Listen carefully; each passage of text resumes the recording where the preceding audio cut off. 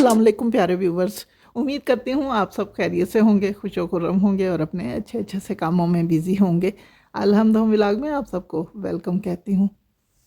पूरे घर की क्लीनिंग में मैट्रेस की क्लीनिंग को कभी भी इग्नोर नहीं किया जा सकता, क्योंकि ये एक बहुत ही अहम चीज़ है जो कि दिन रात यूज़ होती है और बच्चे हों या बड़े हों पूरा दिन इसे इस्तेमाल करते हैं। और इसके ऊपर दाग धब्बे भी हो सकते हैं, चाय भी गिर सकती है, कुछ और तरह के दाग भी हो सकते हैं। मतलब कि इसको क्लीन करना भी बेहद ज़रूरी है। तो इसके दाग धब्बों को दूर करने के लिए मैंने एक परफेक्ट वीडियो पहले से अपलोड कर रखी है। तो आज मैं शेयर करूँगी कि मैट्रेस को हम यानी मंथली या फिर 2-3 माह के बाद किस तरह से क्लीन करना चाहेंगे।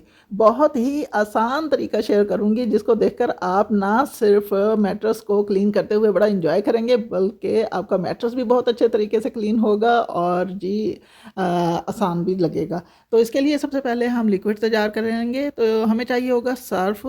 तो मेरे पास लिक्विड डिटर्जेंट है, मैं यही यूज़ करूँगी। अगर हम दानेदार सर्फ़ लेंगे तो उसको थोड़ा ज़्यादा देर तक अच्छी तरह से मिक्स करना पड़ेगा ताकि उसमें दाना ना रहे। और इसमें हम थोड़ा सा डेटॉल शामिल कर लेंगे, अच्छे से मिक्स करेंगे दोनों चीज़ों को। बस ये हमारा एक बड़ा अच्छा सा क्लीनर तैयार हो जाएगा जो कि हमारे मैट्रेस को बहुत अच्छी तरह से क्लीन करेगा। इस घर में छोटे छोटे बच्चे होते हैं, वहाँ यकीनी तौर पर मैट्रेस ख़राब हो ही जाता है, क्योंकि बच्चे उस पर छलांगे लगाते हैं या कोई चीज़ गिरा देते हैं। और इस मैट्रेस को भी अगर हम मंथली क्लीन कर लें तो बहुत आसानी रहती है। और जो क्लीनर हम बना रहे हैं उस पर कोई ज़्यादा पैसे खर्च नहीं होते, घर से ही हमें डेटॉल मिल जाता है और घर से ही डिटर्जेंट। मैट्रेस को क्लीन करते हुए हमें तीसरी चीज़ की ज़रूरत पड़ेगी, वो होगी मोज़े। और मोज़े जो हैं ये गफ़ होने चाहिए, सॉक्स जो हैं ये गफ़ होनी चाहिए। पतली सॉक्स का जहाँ कोई काम नहीं है तो हमने एक सॉक को अपने हाथ पर चढ़ा लेना है और इस लिक्विड में अच्छे से डुबोकर और अच्छे से अपने हाथ को निचोड़ कर हमने जी मैट्रेस को क्लीन करना स्टार्ट करना है। अब क्लीन करने के लिए हमने मैट्रेस को या तो ऊपर वाली साइड से नीचे की तरफ क्लीन करते हुए आएंगे या फिर नीचे की साइड से ऊपर की तरफ क्लीन करते हुए चले जाएंगे।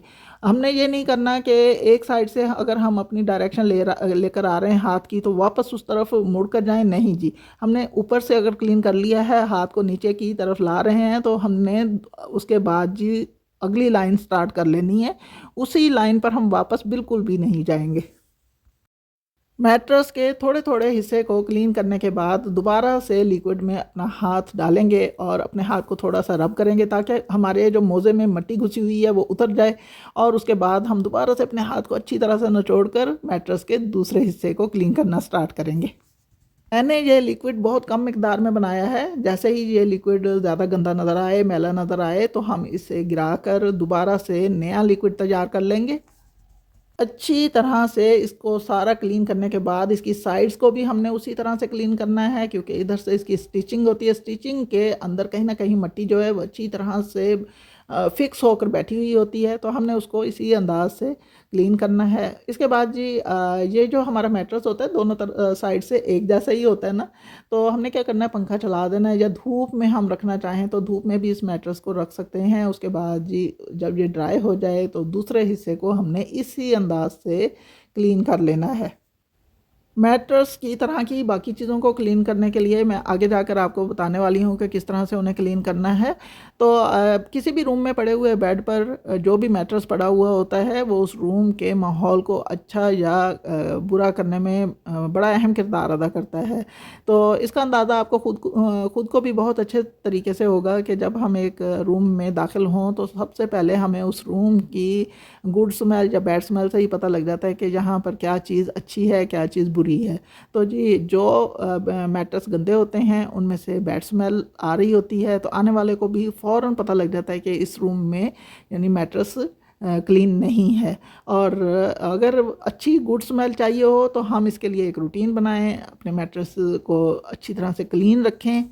रूम को अच्छा रखने के लिए यानी कि रूम के माहौल को अच्छा रखने के लिए अच्छी फ्रेगरेंस का होना बहुत ज़रूरी है, और वो तभी हो सकती है जब हम मैट्रेस को क्लीन रखेंगे। अपने मैट्रेस को क्लीन करने के बाद अगर हम चाहते हैं कि हमारा मैट्रेस लॉन्ग टाइम तक क्लीन नज़र आए, क्लीन रहे, तो उसके लिए आजकल मार्केट में या फिर ऑनलाइन बहुत अच्छे मैट्रेस कवर दस्तयाब हैं। तो हम मंगवा कर इनके ऊपर अगर उन्हें कवर कर दें मैट्रेस को, तो बहुत अरसे तक हम अपने मैट्रेस को क्लीन रख सकते हैं। सेम मैट्रेस की क्लीनिंग की तरह इसी मोज़े के साथ, इसी क्लीनर के साथ हम अपने घर में पड़े हुए सोफ़े जो हैं इनको भी क्लीन कर सकते हैं। फैब्रिक सोफ़ा जो होता है इसको क्लीन करने के लिए यही चीज़ इस्तेमाल की जा सकती है। तो फैब्रिक सोफ़े के ऊपर भी मट्टी उसी तरह से बैठती है या दाग धब्बे उसी अंदाज से लगते हैं जैसा कि मैट्रेस के ऊपर लगते हैं। तो इसके बाद अब मैं ये बताऊंगी कि मोज़े के साथ मैट्रेस को क्लीन करना क्यों ज़रूरी है। तो मोज़े के साथ जदीद तहकीक के मुताबिक मोज़े ने बहुत हद कर दिया क्लीनिंग में, यानी कि बहुत अच्छी क्लीनिंग हो रही है मोज़ों के साथ। जितने भी पुराने मोज़े हों, मोटे मोज़े हों, उन्हें संभाल के रखिए और अपने घर की क्लीनिंग के लिए इस्तेमाल कीजिए। चाहे सोफ़े हों, चाहे मैट्रेस हों, चाहे कुशन्स हों, हर चीज़ को ये बहुत अच्छे से क्लीन कर देते हैं और थकावट भी ज़्यादा नहीं होती, बहुत आराम से हमारा काम हो जाता है।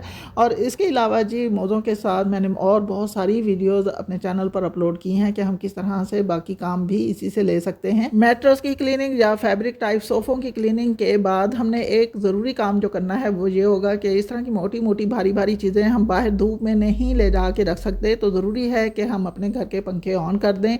जब ये अच्छी तरह से ड्राई हो जाएं तो तब हमें इनकी अच्छी क्लीनिंग मिल सकेगी। पंखा नहीं चलाना चाहते और घर में अच्छी धूप आती है तो हम इन्हें बाहर धूप में भी रख सकते हैं। इसी तरह विंडोज़ पर लगी हुई ब्लाइंड्स को भी इसी अंदाज से क्लीन किया जा सकता है। तो ना सिर्फ ये जो तरीक़ाकार मैंने आपके साथ शेयर किया है ये फैब्रिक टाइप की चीज़ें जो हैं उनको क्लीन करने के लिए है, क्योंकि जो मैंने इसमें लिक्विड बताया है वो फैब्रिक के लिए ही है। और इसी लिक्विड से हम अपने घर में बिछी हुई रग्स को भी क्लीन कर सकते हैं। मेरी क्लीनिंग का मेन टॉपिक आज मैट्रेस की क्लीनिंग और मैट्रेस की क्लीनिंग मोज़ों के साथ है। तो मोज़ों के साथ क्लीनिंग बहुत ही इफ़ेक्टिव है, बहुत जल्दी से सफाई होती है, हमारा टाइम भी काफ़ी बचता है। मोज़े के साथ मैट्रेस, सोफ़ा और इसी तरह के फैब्रिक की बहुत सारी चीज़ों की क्लीनिंग के साथ साथ आजकल के जो बेड आ रहे हैं वो भी ज़्यादातर फैब्रिक के ही बने हुए होते हैं, यानी उनके हेड बेड साइड को देखें तो वो भी फैब्रिक से ही बना हुआ होता है। तो इस तरह के बेड्स पर अगर थोड़ा सा भी कोई निशान लग जाए, पानी के दाग ही लग जाएं तो वहाँ पर बहुत बदनुमा दाग लग जाते हैं और उनको क्लीन करना बेहद ज़रूरी होता है। अगर यही छोटे छोटे दाग इसी तरह से लगते चले जाएं और इनकी क्लीनिंग का ख्याल ना रखा जाए तो बेड की हालत बहुत ही बुरी नज़र आने लगती है। तो सेम हम इसी तरीके से यानी कि यही वाला लिक्विड बनाएंगे, इसी तरह के मोज़े इस्तेमाल करते हुए बेड की क्लीनिंग करेंगे तो हमारे बेड बहुत अच्छे से क्लीन नज़र आएंगे। मंथली इस काम को कर लिया जाए तो ज़्यादा बेहतर है। तो ये था मेरा आज का बहुत ही यूज़फुल व्लॉग। अगर आपको मेरी ये वीडियो अच्छी लगी हो तो प्लीज़ मेरे चैनल को सब्सक्राइब कीजिए, लाइक्स दीजिए, कमेंट्स कीजिए और शेयर ज़रूर कीजिए। दुआओं में याद रखिएगा। अल्लाह हाफिज़।